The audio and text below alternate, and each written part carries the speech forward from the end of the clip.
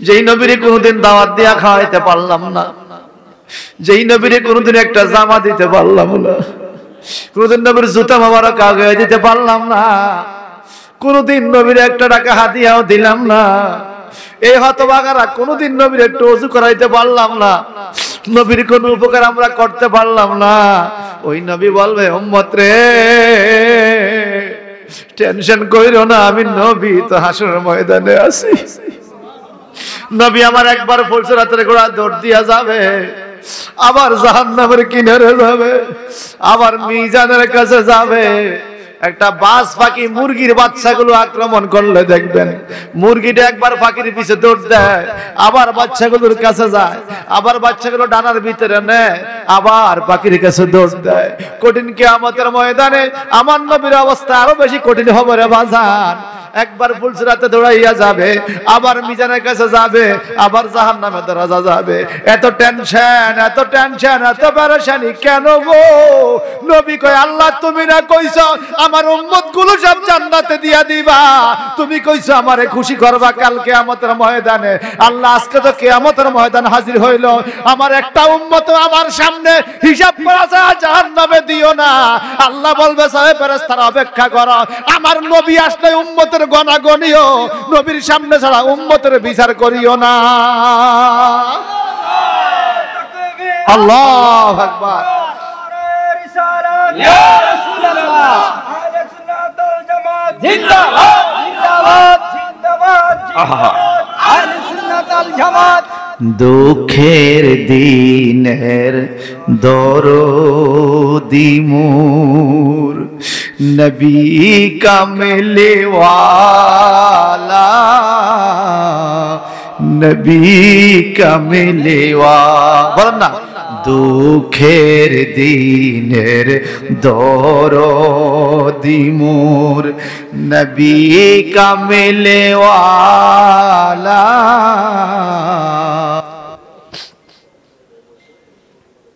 নবীজির দান মোবারক শহীদ হয়ে গেল, নবী আমার উপর খেয়া মাটিতে পড়ে গেলেন। কাফেররা দূরের থেকে তীর মারা শুরু করলো রাসূলের গায়ে। হযরতে মালিক উনি আমার নবীকে বুকের নিচে রাখলেন, ফিটটারে তীরের দিকে ঘুরিয়ে দিলেন। আমার নবীকে কো, নবী আপনি লইরেন না গো, কাফেররা তীর মারে, আপনি আমার বুকের নিচে থাকেন, যত তীর লাগে আমার ফিটে ঢুকো গো, আমার ফিট ভিজিয়ে দিলাম, তীর লাগুক, আপনার নবীর গায়ে যেন আঘাত না লাগে। এই ছিল সাহাবায়ে কেরামের ভালোবাসা। আল্লাহর হাবিবের দান মোবারক শহীদ হয়ে গেল। নবীজি আমার উম্মতি উম্মতি উম্মতি বলে কান্দে, মুখ থেকে রক্তের ফেনা বাইর হয়, দাড়ির মাথা বরাবর রক্ত আইসা গেছে বাইসা বাইসা। নবীর সাহাবী দৌড়াইয়া যাইয়া আমার নবীর চেহারার মধ্যে ধইরা, শরীরের মধ্যে ধইরা, জিহ্বা দিয়া সাটিয়া সাটিয়া আল্লাহর হাবিবের পুরা চেহারা থেকে রক্তগুলো খেয়ে ফেললেন। আমার আল্লাহ যখন আসমান বানাইলেন, জমিন বানাইলেন, এই জমিনটা পানির উপরে বাসে নৌকার মতো লড়ে। এইবার আল্লাহ বলে, ওয়া খালাকনাকুম, আমি তোমাদেরকে সৃষ্টি করেছি, এই জমিনে তোমরা বসবাস করতে থাকবা। এই জমিনটা লড়তেছে, এখন আমার আল্লাহ বলে, আলাম নাজালিল আরদা মিহাদা ওয়াল জিবালা আওতাদা, আমি তোমাদের জন্য দুনিয়াটা দোলনার মতো বানিয়ে দিলাম, পাহাড়গুলো দিয়া খুঁটি বানিয়ে দিলাম, এখন আর দুনিয়াটা আগের মতো নড়ে না, পানির উপরে বাসে কিন্তু নড়ে না। যখন পাহাড় বানানোর পরে দুনিয়াটা স্থির হয়ে গেল। ইমাম জালালউদ্দিন মহল্লি রহমাতুল্লাহ আলাইহি ওনার তাফসীরে জালালান শরীফের মধ্যে লেখেন, সমস্ত ফেরেশতারা আল্লাহর কাছে জানতে চাইল, আল্লাহ এই এত বড় দুনিয়া কয়টা পাহাড়ে স্থির করে দিছে, থামাইয়া দিছে, এই পাহাড়গুলোর কত শক্তি, এর চাইতে শক্তিশালী কিছু আছে কিনা? আমার আল্লাহ বলে, আছে, পাহাড়ের চাইতে শক্তিশালী জিনিসের নাম হলো লোহা। কি লোহা? লোহা কি? কি ফেরেশতারা বলে মাওলা লোহার চাইতে শক্তিশালী কিছু আছে কিনা? আল্লাহ বলে আছে। বলে কি?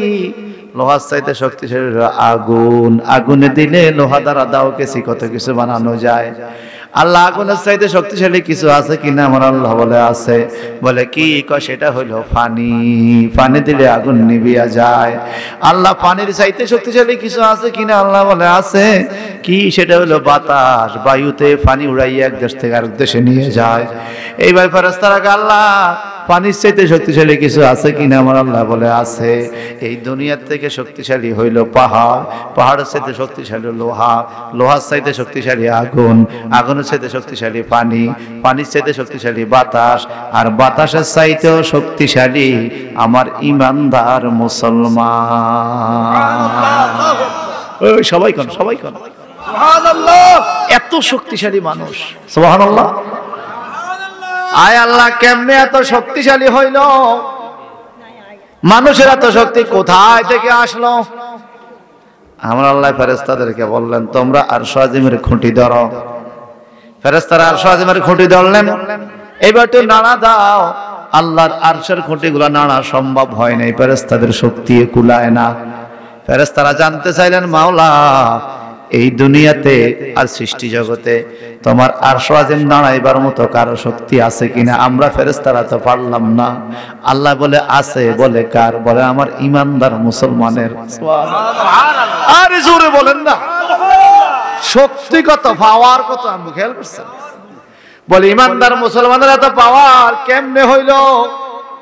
তাফসীরের হাসিয়াতে পাওয়া যায় যেই কাজটা ফেরেশতারা করতে পারে নাই, আমার আল্লাহ বলে ও আমার ফেরেশতারা রে, আমার দেওয়া রিজিক খাইয়া, আমার দেওয়া রিজিক খানার পরে আমার কোন ইমানদার মুসলমান দুনিয়ার জমিনে যদি আলহামদুলিল্লাহ বলে, এই আলহামদুলিল্লাহর ধাক্কায় আমি আল্লাহর আরশের খুঁটিগুলো থর থর করে কাঁপে। আমি কত শক্তি দেখছেন? এবার জোরে কোন তো আলহামদুলিল্লাহ। আলহামদুলিল্লাহ। আর আওয়াজ দিয়ে কোন আলহামদুলিল্লাহ। অসংখ্য দরুদ সালাতুস সালাম নবী মুহাম্মদ রাসূলুল্লাহ সাল্লাল্লাহু আলাইহি সাল্লামের কদম মোবারকে, যিনি আমাদের শাফায়াতের কান্ডারি, ঠিক না?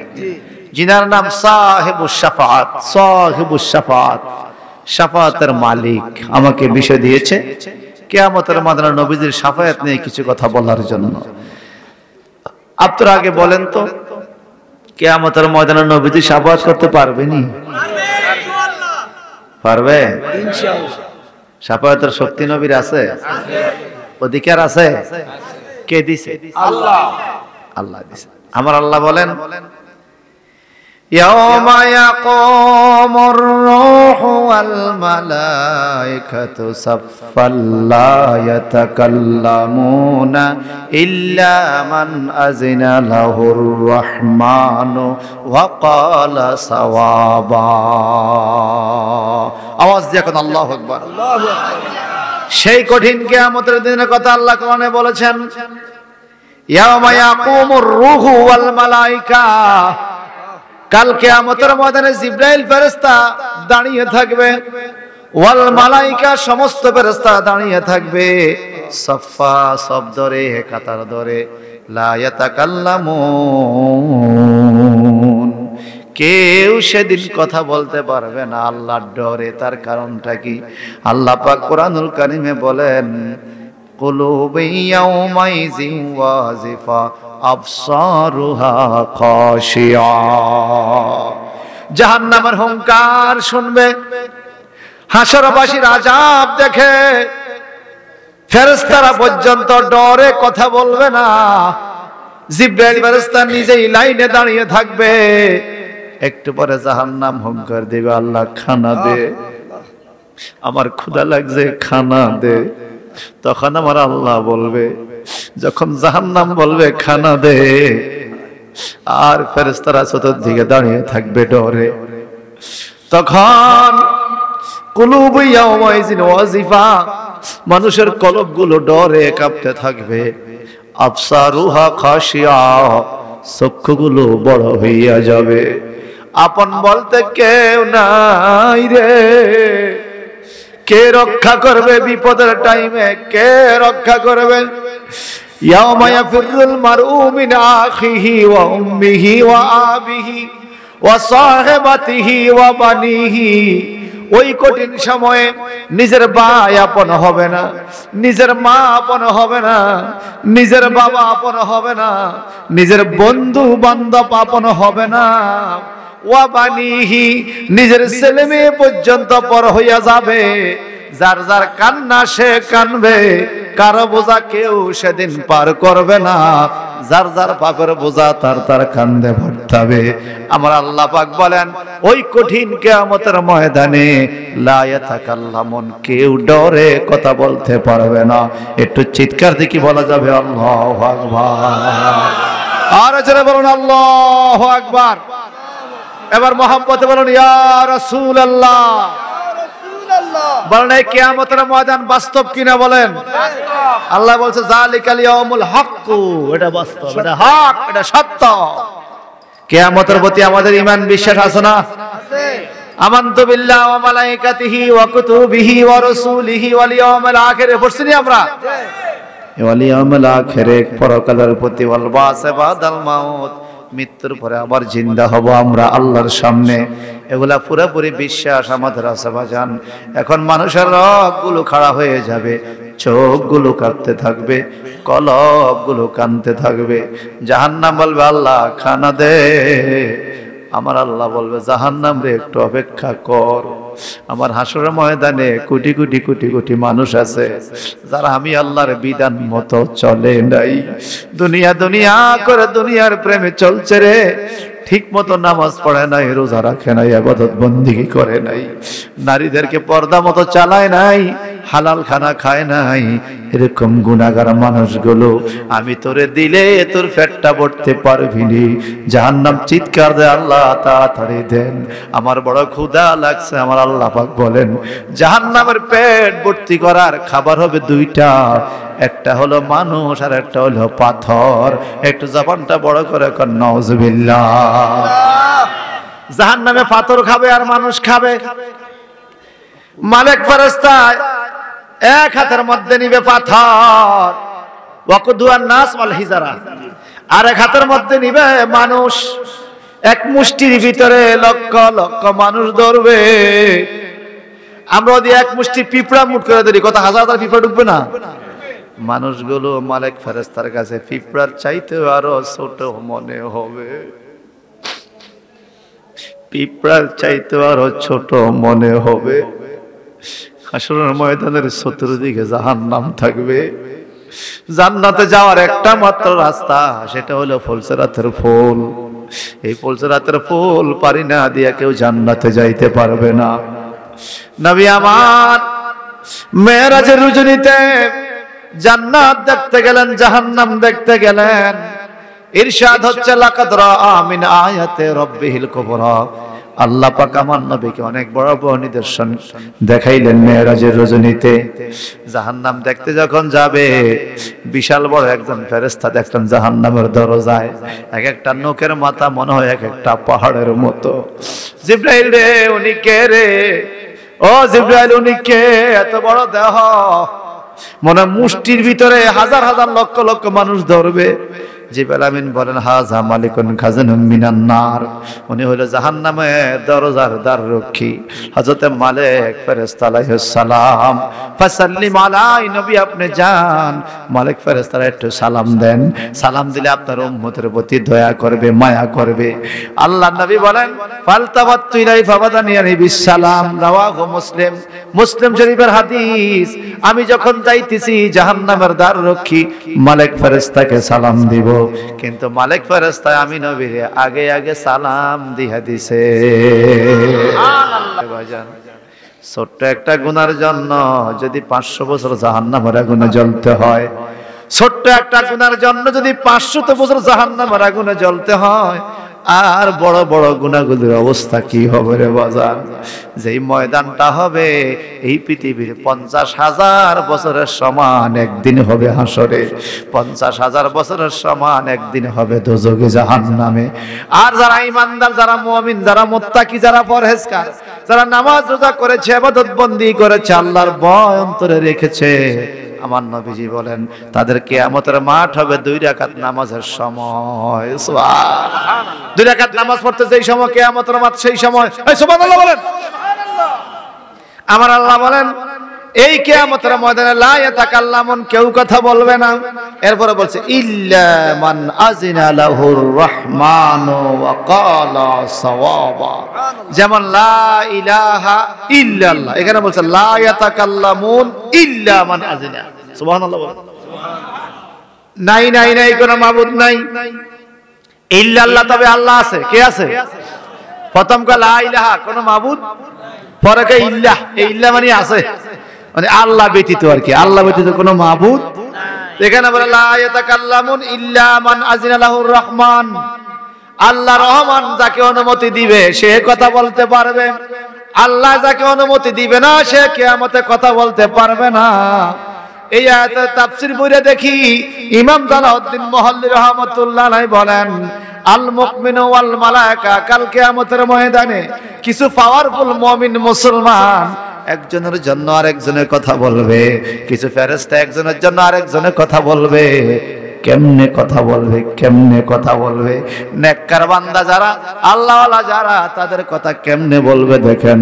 কুরতুবী শরীফের মধ্যে হাদিস পাইলাম, আমার নবীজি বলেন মানুষগুলো যখন জান্নাতের দরজায় যাবে, জান্নাতবাসীদেরকে বলবে তোমরা জান্নাতে ঢুকে যাবে আমালিকুম, তোমাদের আমলের দ্বারা। যখন আলেমরা জান্নাতের দরজা যাবে, আল্লাহ বলবে খাফ আলাল বাব আলাল জান্নাহ, এই জান্নাতের দরজা তোমরা দাঁড়িয়ে থাকো, তোমরা ঢুকতে পারবে না। আলেমদেরকে ঢুকতে দিবে না, পাবলিককে ঢুকতে দিব। সুবহানাল্লাহ। তখন আলেমরা টেনশনে পড়া যাবে, আয় আল্লাহ আমাদের মুসল্লিরা ঢুকে গেল ব্যস্ত, আমরা ঢুকতে পারলাম না। আমার আল্লাহ বলবে তোমরা আগে আগে ঢুকলে তোমার ভক্তদেরকে কে পার করবে? ইসফালিন নাস, তুমি জান্নাতের দরজা দাঁড়িয়ে দেখো হাসর ময়দানে তোমার প্রিয় মানুষ কেউ আছে কিনা, যার সাথে জীবনে কথা হয়েছে, চলাফেরা হয়েছে, যার সাথে সালাম বিনিময় হয়েছে, একটু সময় কাটাইছে, অথবা যে আপনাকে ভালোবাসতো, যাকে আপনি ভালোবাসতেন, এমন কোন মানুষ আছে কিনা বাহিরে? ও আলেম ইসফালিন নাস, আপনি এরকম মানুষদেরকে সুপারিশ করে জান্নাতে নিয়ে যাবেন, এই জন্য আপনারে আগে ঢুকতে দেই নাই। কিয়ামতে আলেমরা হাসরের ময়দানে সুপারিশ করবে। সুবহানাল্লাহ বলবেন না? সুবহানাল্লাহ। আরে আর জোরে কোন সুবহানাল্লাহ। আসনা আমার মুক্তার, আসনা আমার ব্যারিস্টার, আসনা আমার মুক্তার, আসনা আমার ব্যারিস্টার, শেষ বিচারের হাইকোর্টেতে তিনি আমায় করবেন পার।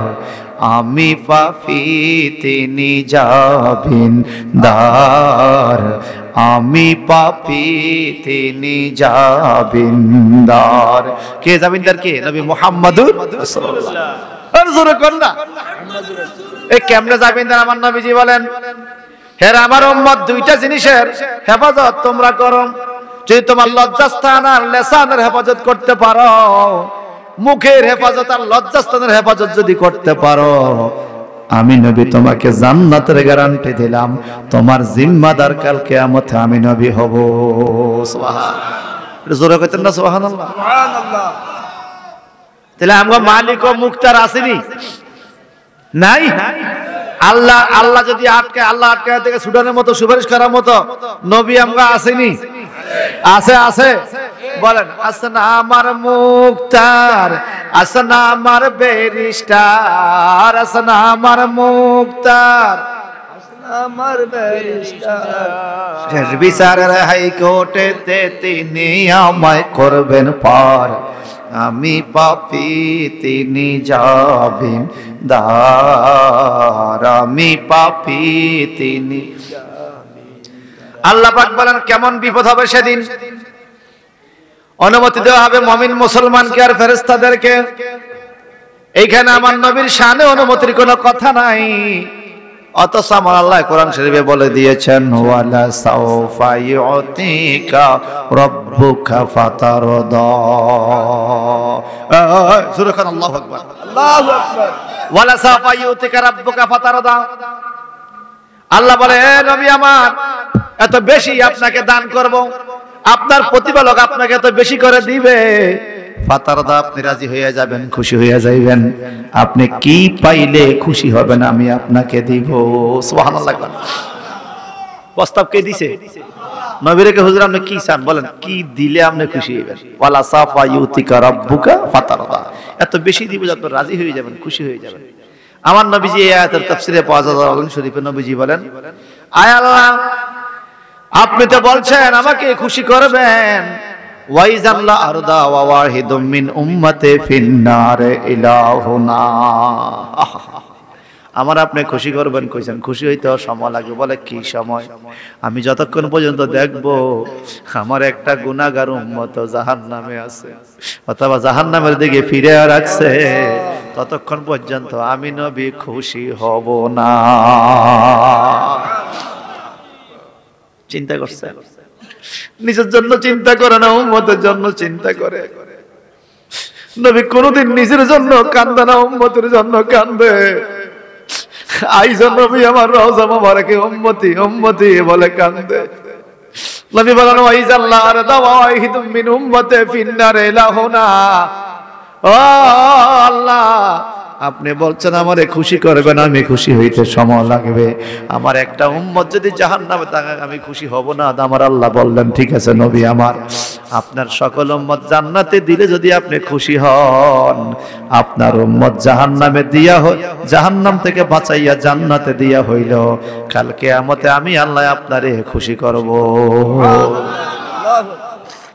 মাকামে মাহমুদ দান করবে, সর্বোচ্চ ইজ্জত সম্মান আল্লাহ পাক আমার নবীকে কাল কিয়ামতে দিবে। সুবহানাল্লাহ বলেন। আমরা তো নবীর জন্য ভাবি না, নবী আমগো জন্য আইজও ভাবে, ঠিক কি না? যুদ্ধের ময়দান থেকে খবর আসলো শহীদ হয়ে গেল তার ভাই। মহিলা দৌড়াইয়া এলোমেলো চুলে উহুদের ময়দানের দিকে দৌড় দিতেছে। পথের মধ্যে এক ব্যক্তির সাথে দেখা, ও মহিলা কই যাও? যাইও না, এই মাত্র আমি দেখে আসলাম তোমার ভাই শহীদ হয়ে গেছে। মহিলা এলোমেলো চুল, কান্না করে আর সামনের দিকে দৌড় মারে। ভাই মারা গেছে, কর্ণপাত করলেন না।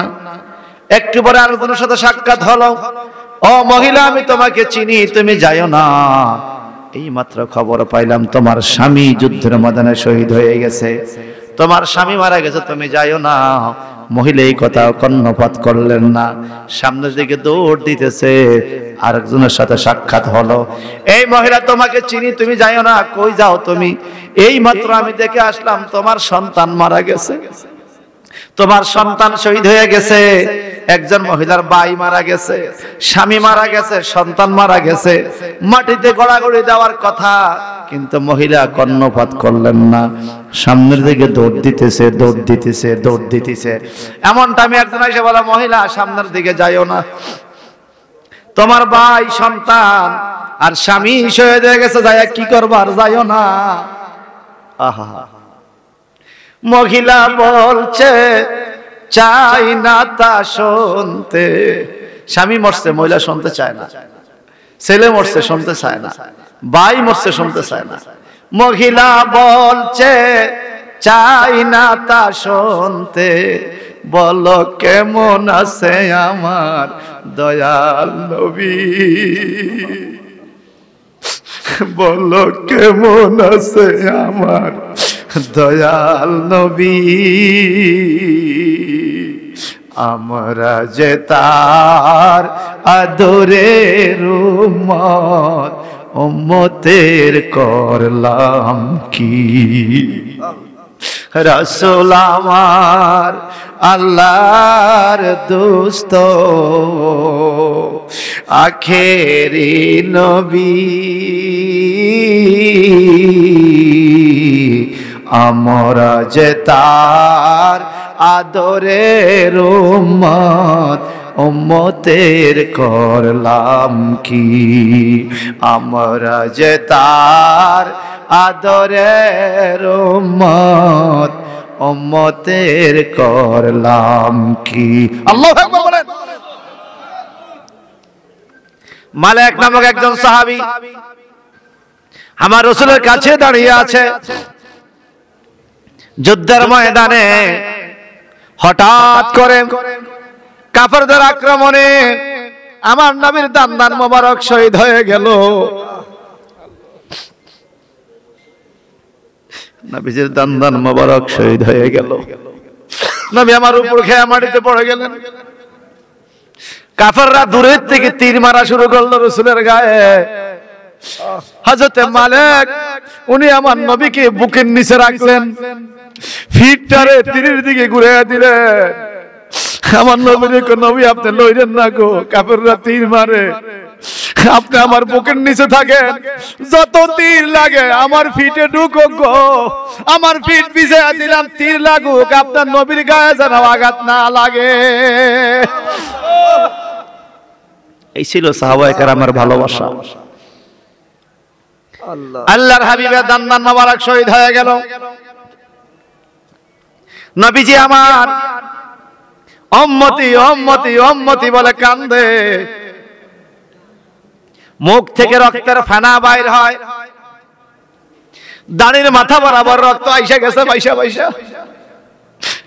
নবীর সাহাবী দৌড়াইয়া যাইয়া আমার নবীর চেহারার মধ্যে ধইরা, শরীরের মধ্যে ধইরা, জিহ্বা দিয়া সাটিয়া সাটিয়া আল্লাহর হাবিবের পুরা চেহারা থেকে রক্তগুলো খেয়ে ফেললেন, মুখের রক্ত খেয়ে ফেললেন, দাড়ির রক্তগুলো খেয়ে ফেললেন, একটা ফোঁটা রক্ত মাটিতে পড়তে দিলেন না। আমার নবী তারা ডাইকা কয়ে দিকে আসো, কি লান তামাসসাকান নার, লান তামাসসাকান নার, তোমারে কখনো জাহান্নামের আগুন স্পর্শ করবে না। কেন হুজুর? বলে আমার রক্ত খেয়েছে জন্য। সুবহানাল্লাহ।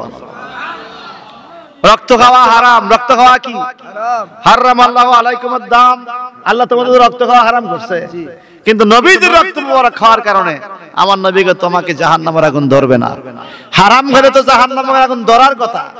আর আমার আল্লাহ পাক বলে, হাবিব আমার, আপনার রক্ত আর অন্য রক্ত এক নয়, এক।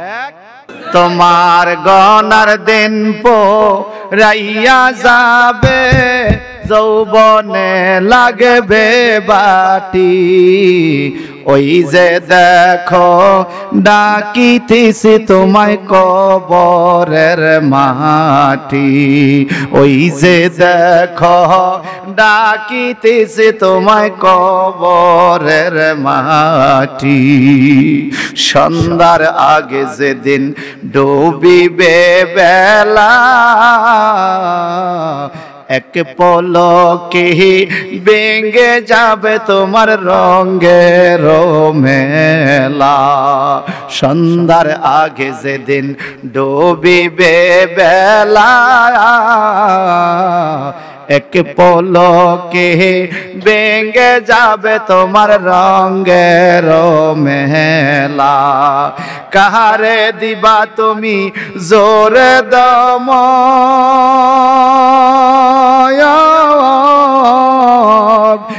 দেখো ডাকি তোমার গনার দিন পোরাইয়া যাবে, যৌবনে লাগবে বাটি, তোমার গনার দিন পোরাইয়া যাবে, যৌবনে লাগবে বাটি, ওই যে দেখো ডাকিতেছে তোমায় কবরের মাটি, ওই যে দেখো ডাকিতেছে তোমায় কবর রে। খবর পেয়ে আসবে আত্মীয় স্বজন, চারিপাশে বৈশা তারা করিবে কান্দন।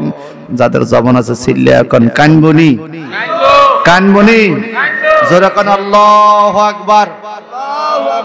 সাহারি পাশে বৈশা তারা করিবে কান্দন, সাজাইবে মনের মতো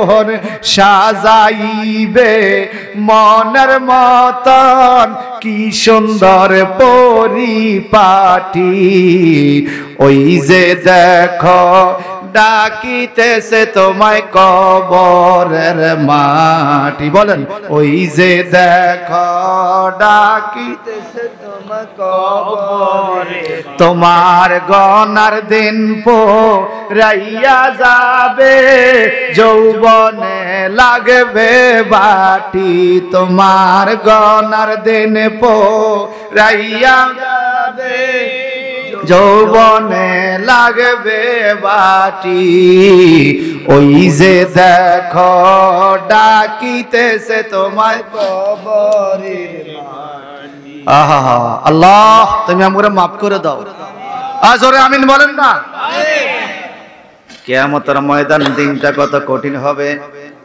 আল্লাহ বলেন ফামান শাআত্তাখাযা ইলা রাব্বিহি মাআবা যে ইচ্ছা করো জাহান্নামের আগুন কিয়ামতের আযাব থেকে বাঁচার ইচ্ছা করো তোমরা তাড়াতাড়ি করে আল্লাহর কাছে আশ্রয় নাও আল্লাহরে কই পাবেন আল্লাহর কাছে আশ্রয় কেমনে নিবেন আল্লাহকে তো দেখা যায় আল্লাহকে কি দেখা যায় কেমনে আশ্রয় নেবেন আল্লাহর কাছে যদি কেউ বলে তোমরা ডাক্তার দাখিল মাদ্রাসা সুপার হুজুর শফিক হুজুরের কাছে যায় আশ্রয় নাও হুজুরকে দেখা যায় ওনার কাছে এসে আপনি আশ্রয় নিতে পারবেন কিন্তু আল্লাহ বলে তোমরা আমার কাছে আশ্রয় নাও এখন আল্লাহরে কোথায় পাবো কোন জায়গায় আশ্রয় নেব আমার আল্লাহ একটা ঠিকানা দিছে এই ঠিকানার নাম হইল মাইয়িতির রাসূলা ফাকাদ আতা আল্লাহ যারা আমার নবীর কাছে যাই আশ্রয় নিবা তারা আল্লাহর দরবারে আশ্রয় পাইবা আল্লাহু আকবার বলেন আমার নবীর দরবার আল্লাহর দরবার নবীর কাছে গেলে দোয়া কবুল হয় মুত্তাকি পরেজগার মানুষের কাছে গেলে আল্লাহ খুশি হইয়া যায় এবার বলেন নবীর কাছে যাওয়া দরকার আছে কিনা আওয়াজ দিয়ে এখন আছে কিনা আমার আল্লাহ বলেন ইন্না আনজারনাকুম আযাবান কারীবা ইয়াওমা ইয়ানজুরুল মার'উ মা কদ্দামাত ইয়াদাহু ওয়া ইয়াকুলুল কাফিরু ইয়া লাইতানি কুনতু তুরাবা আল্লাহু আকবার বিচার শুরু হবে কঠিন বিচার কিয়ামতের ময়দানে এই বিচারগুলো যখন দেখবে কাফেররা বলবে হায় আফসোস যদি আমরা মাটি হয়ে যাইতাম ইয়া লাইতানি কুনতু তুরাবা যদি আমরা বালু হয়ে যাইতাম মাটি হয়ে যাইতাম তার কারণটা কি বাজান শুনেন এই পৃথিবীতে যে যার উপর জুলুম করে তার বিচার আছে কিনা জুলুমের বিচার আসেনি এই আয়াতের তাফসীরে দুইটা ছাগলের কথা বলছে ছাগল একটা ছাগল আর একটা ছাগলের উপরে জুলুম করছে এটাও আল্লাহ বিচার করবে কিয়ামতে সুবহানাল্লাহ বলবেন না ছাগল ভোগজাত জিনিস বুঝে না তো একটা ছাগল যদি আরেকটা ছাগলের উপরে জুলুম করে এই বিচার যদি কিয়ামতে আল্লাহ করে আর আমগো উপায় আসেনি কথা উপায় আসেনি আমরা তো মনে করি আমরা সাইরা গেছি বাচ্চা গেছি হ্যাঁ হ্যাঁ কিসের বিচার টিচার হ্যাঁ যাররা যাররা বিচার নিবে হিসাব নিবে আমার হায়াত যত সেকেন্ড প্রত্যেকটা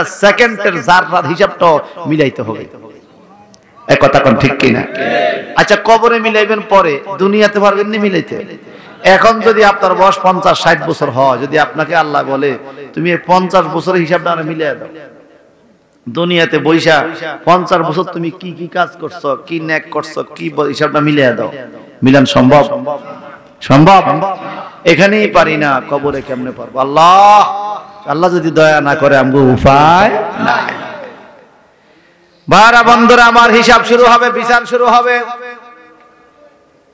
ছাগলকে ডাকবে দুইটা ছাগল সামনাসামনি আসবে একটা ছাগল বলবে আল্লাহ ওই তো ডাটরাশিপুর বুঝানোর জন্য বলতেছি আর কি রাস্তার মধ্যে আমার মালিক আমাকে বাঁধা রাখছে আরেকটা ছাগলের গলায় কোনো দড়ি রশি ছিল না সে আমার পাশে দিয়া যাওয়ার টাইমে আমার একটা গুতা দিয়া খালে ফালাইয়া গেছে এরকম হয় না মাঝে মাঝে ছাগলটা বান্ধাতে কোন দোষ হেঁটে যাওয়ার সময় একটা গুতা দিয়া হাত করে হালাই দিয়ে গেছে হয় কি না বলেন এখন তুমি কি চাও বলে আল্লাহ আমার বিচার চাই, আমারে কেন সে এভাবে কষ্ট দিল, আমি বিচার চাই, আল্লাহ তুমি বিচার করে দাও।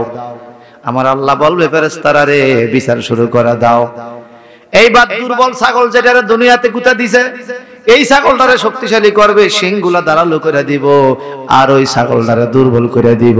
আমার আল্লাহ বলবে দুনিয়াতে তোমারে যেই পজিশনে মারছে তুমি ঠিক সেই পজিশনে তার একটা গুতা লাগাইবা। কিয়ামতের ময়দানে ঠিক দুনিয়ার মধ্যে যেমনে মারছে খেপটা, এমনে খেপে একটা মারলে ছাগলটা সিটিয়ে বে করে উঠবো হাসরের ময়দানে। তখন আল্লাহ বলবে মাটি হয়ে যাও। এই ছাগলগুলো দুইটার বিচার শেষ, মাটি হয়ে গেছে, আর কোনো শাস্তি নাই, মাটি হয়ে গেছে। এই অবস্থা দেখে কাফেররা বলবে ইয়া লাইতানি কুনতু তুরাবা, আমরা ছাগল যদি হইতাম আজকে মাটি হইয়া যাইতাম। ছাগল অন্ডা বালা ছিল, মানুষ হইয়া নবী চিনলাম। ছাগল হইলে আজকে আমরা মাপ পাইতাম, মানুষে আজ মাপ পাইতেছে, কারণ আমরা নবী রাসূল চিনি নাই। ভাড়া বন্ধুরা আমার, এই কঠিন কিয়ামতের দিনে পাহাড়গুলো উল্টে থাকবে। আল্লাহ পাক বলেন অফুতিয়াতিস সামাউ ফাকানাত আবওয়াবা, আসমানগুলো দরজা হয়ে যাবে, ফাটল ধরবে। ওয়াসইরাতুল জিবালু ফাকানাত সারাবা, পাহাড়গুলো দুলার মতো ঘুরতে থাকবে। কলুবু ইয়াউমাইজি ওয়াজিফা, মানুষের কলবগুলো কাঁদতে থাকবে। আবসারুহা খাশিয়া, চক্ষুগুলো বড় হয়ে যাবে। এই কঠিন মুসিবতের দিনে কেউ কারো আপন হবে না, কেউ কারো কাছে যাবে না। আমার আল্লাহ বলেছেন ইয়ামা ইয়ামারুল ফিরআউ মিন আখি ওয়া উম্মিহি ওয়া আবিহি ওয়া সাহিবাতি ওয়া বানিহি, কাল কিয়ামতের ময়দানে ভাই মা বাবা বন্ধু বান্ধব ছেলে মেয়ে কেউ আপন হবে না। যদি তুমি আপন করতে পারো নবীরে, কিয়ামতের ময়দানে নবী তোমার আপন হবে। আজরকান ঠিক কিনা, ঠিক কিনা, ঠিক কিনা? নবী কেমনে আপন হবে? দীর্ঘ একটা হাদিসের কথা একটু সংক্ষেপে বলতে হয়। আল্লাহ নবী বলেন মোটু মেঘাত মাথার উপরে 1200 সূর্যের তাপে তামার জমিন হয়ে যাবে গরম। গলা কাটা মুরগি যেরকম লাফায়, মুরগিটা জবাই করে ছাইরা দিলে যেরকম লাফায় রে বাজান, কিয়ামতের ময়দানে মানুষগুলো এইভাবে লাফাইতে থাকবে। আগুনে পড়ে না পানিতে পড়ে, কোনো টের থাকবে না। এত বিপদের টাইমে মানুষগুলো দৌড়াইয়া চলে যাবে হযরত আদম আলাইহিস সালামের কাছে। ইয়া আবাল বাশার ইসফালানা ইলা রাব্বিক, ও আদম আলাইহিস সালাম, আপনি তো আমাদের আদি পিতা আদম, আমাদের সমস্ত জাতির বাবা। এই হাসরের ময়দানে কষ্ট আর সহ্য করতে পারি না, একটু দয়া করে আমাদের জন্য আপনি সুপারিশ করেন আপনার মালিকের কাছে। আদম আলাইহিস সালাম বলবে লাস্তু লাহা, এটা আমার দ্বারা সম্ভব নয়। ওয়ালাকিন ইলা ইব্রাহিম, তোমরা ইব্রাহিম নবীর কাছে যাও। ইব্রাহিম খলিলুর রহমান, তিনি আল্লাহ পাকের বন্ধু, তিনি পারবে, তিনি পারবে। সুবহানাল্লাহ কোন, আর আরো জোরে কোন, আরো জোরে কোন। দুনিয়াতে যদি বিচার ঠিক মতো করে কিয়ামতে সে নবীর সুপারিশ পাবে। আমরা সে বিচার উল্টা পাল্টা করেন না, ফাটি আসেনি? আসেনি, আসেনি। মনে রাখেন ইব্রাহিম নবীর কথা, এর একটা বিচারের কথা মনে হয়েছে, একটু কয়ে দেই, কষ্ট হইতেছে আপনাকে। সুলাইমান আলাইহিস সালাম দুনিয়ার বাদশা ছিলেন। সুলাইমান আলাইহিস সালামের বাবা দাউদ আলাইহিস সালামের কাছে পাশের গ্রামের একজন লোক আসছে বিচার লইয়া। বিচারটা কি? বলে হুজুর, পাশের বাড়ির এক লোকের ছাগল 200-300 ছাগলের পাল সুইটা হিসা আমার জমিনের ফসলগুলো সব গোড়াইয়া খাইয়া ফেলছে, ফসল নাই, সব খাইয়া ফেলছে। আমি বিচার চাই। দাউদ আলাইহিস সালাম ছাগলের মালিককে ডাক দিলেন, জমির মালিককে ডাক দিয়া এখন বিচার করে কেমনে দেখেন। দাউদ নবী বলে তোমার ফসলের দাম কত? বলে এত। তোমার ছাগলের দাম কত? এত। ফসলের দাম যা, ছাগলের দামও তা। ফসলের দাম যা, ছাগলের দাম তো। এখন কি করা? দাউদ সালাম বললেন এই ফসল তোমার নষ্ট করছে তোমার ছাগলে আইসা, এখন এই জমিনের মালিক তোমার সব ছাগল পাইবো, দিয়ে দাও, ছাগল দিয়ে দাও। ছাগল সব মালিককে দিয়ে দিছে। জমিনের মালিক ছাগল লয়ে বাড়িতে গেছে গা। এদিকে ছাগলের মালিক কাঁদতে কাঁদতে যাইতেছে। বাড়ির আঙ্গিনা ছোট্ট একটা ছেলে খেলাধুলা করে, নাম হলো সুলাইমান। কি নাম? সুলাইমান আলাইহিস সালাম। বাবা কি তুমি খেলাধুলা করো আর আমার খবর রাখছেন রে বাবা? আমার কেমন বিচার করলো দাউদ নবী, আমি তো সর্বস্ব হয়ে গেলাম।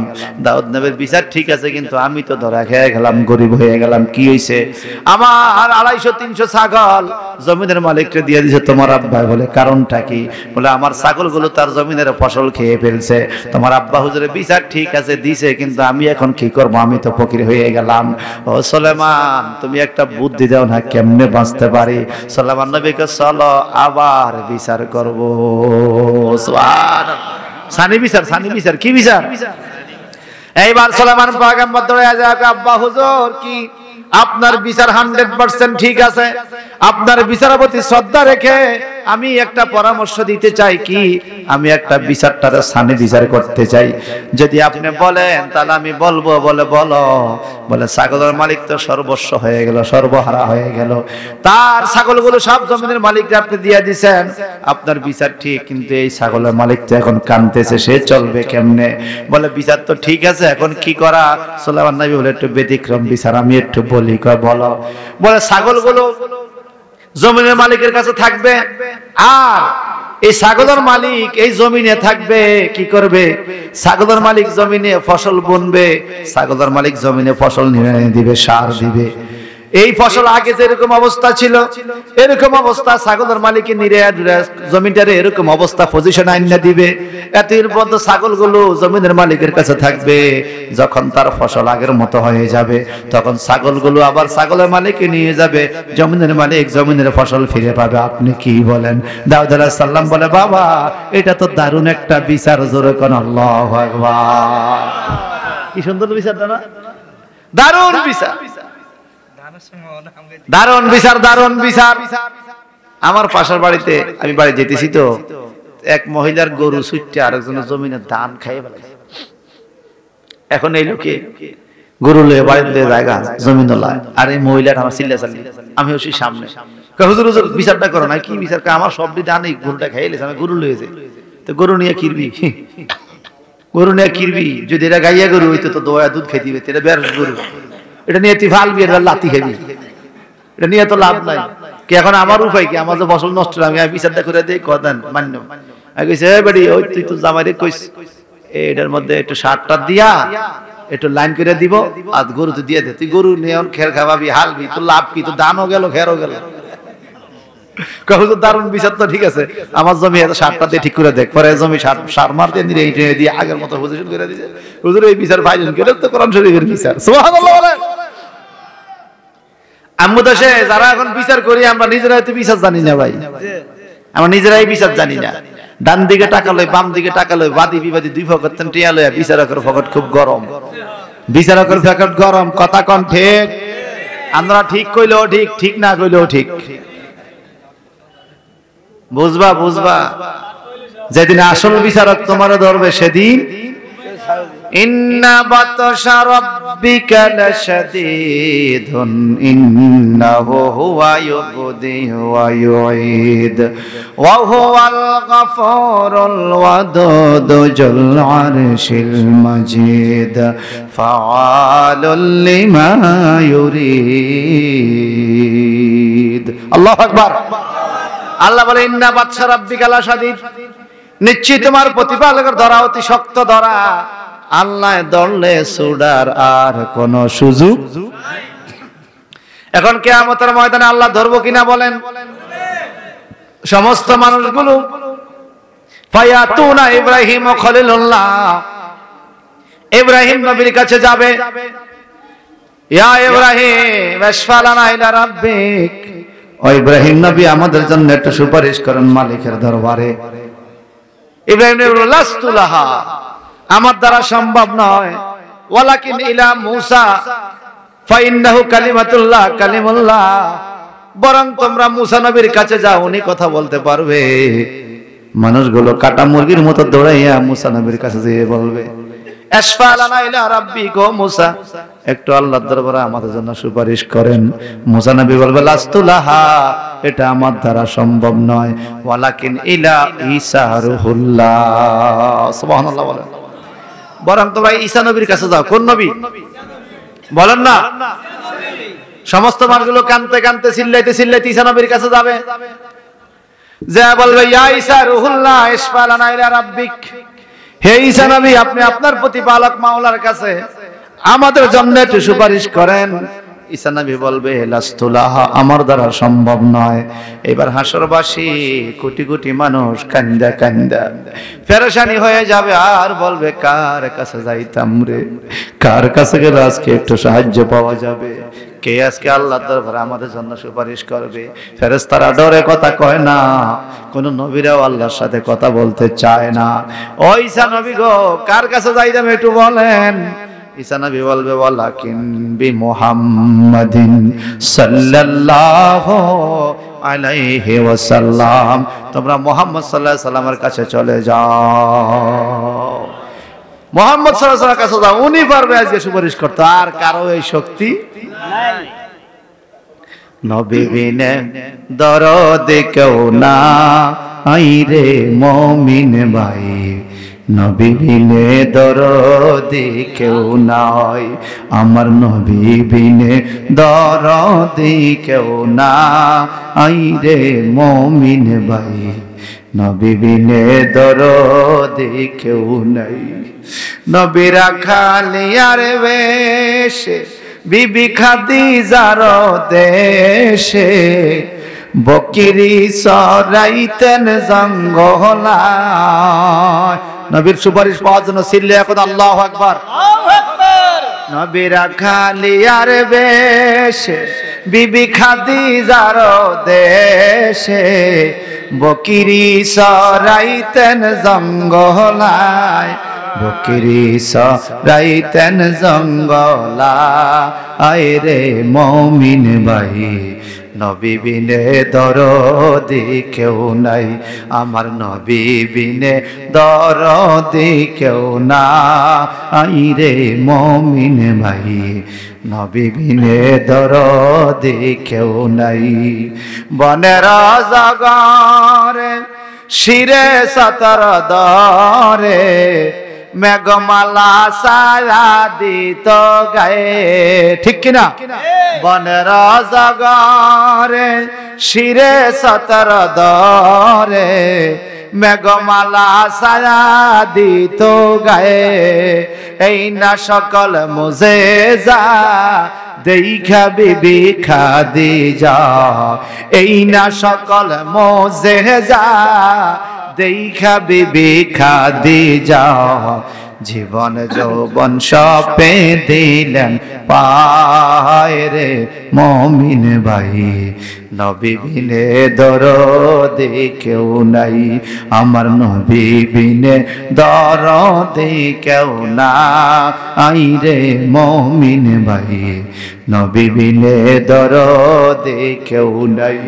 আমি কবে জানি মইরা যাই, মরার তারিখ আমার জানা নাই, কোন দিন আজরাইল আসবে আঙ্গিনায়, আমি কবে জানি মইরা যাই, মরার তারিখ আমার জানা নাই, কোন দিন আজরাইল আসবে আঙ্গিনায়, আমি কবে জানি মইরা যাই, মরার তারিখ আমার জানা নাই, কোন দিন আজরাইল আসবে আঙ্গিনায়, কোন দিন আজরাইল আসবে আঙ্গিনায় রে মুমিন ভাই, নবী বিনে দরদি কেউ নাই, আমার নবী বিনে দরদি কেউ না আইরে মুমিন ভাই, নবী বিনে দরদি কেউ।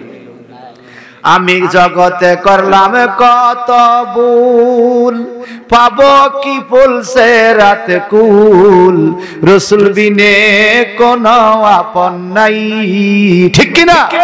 ভাবে করেছি আমি কত ভুল, কেমনে পারি দেই ফুলছে রাত ফুল, নবী বিনে শাফি কেহ নাই, আমার নবী বিনে শাফি কেহ না আইরে মুমিন ভাই, নবী বিনে দরদি কেউ নাই। আল্লাহু আকবার, আল্লাহু আকবার। দরুদ শরীফ পড়ে আল্লাহুম্মা সাল্লি আলা